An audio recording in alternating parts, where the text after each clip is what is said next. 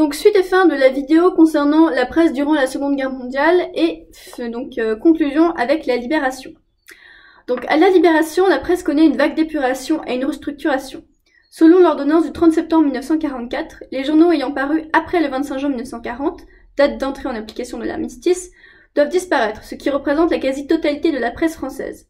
Avec deux grandes justifications. La presse à l'époque, jugée en partie responsable de la défaite, et certains résistants, ont un idéal de pureté et considèrent que la presse commerciale, aux mains de ses actionnaires, est coupable d'une soumission aux occupants nazis. Donc la Libération a marqué un tournant dans l'histoire de la presse française, avec la disparition de nombreux journalistes qui avaient continué de paraître sous Vichy, et l'arrivée d'une nouvelle génération de reporters. Mais l'idéal de la résistance échouera en grande partie à transformer la presse.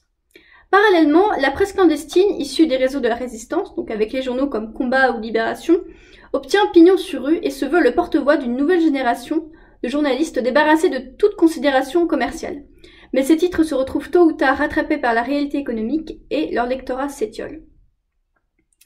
Donc globalement, les journaux qui existent encore aujourd'hui sont ceux qui ont repris le modèle d'un journal régional ou national déjà existant, alors que ceux créés dans la résistance ont disparu.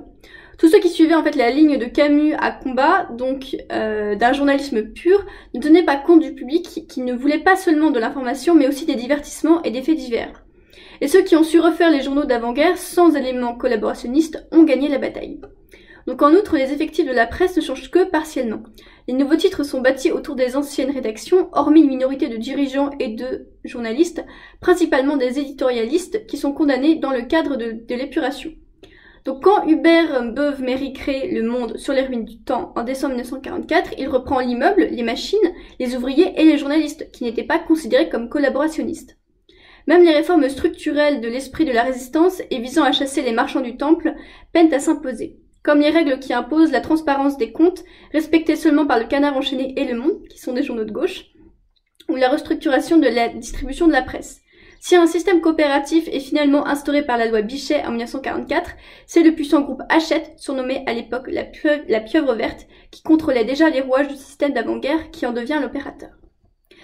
Donc c'est la fin justement de cette série de vidéos en histoire des médias concernant la presse durant la Seconde Guerre mondiale. Donc il reste à voir une dernière vidéo sur le totalitarisme, donc qui je pense va être principalement en Russie, donc l'ancienne URSS, et qu'on pourra justement comparer avec la Corée du Nord aujourd'hui.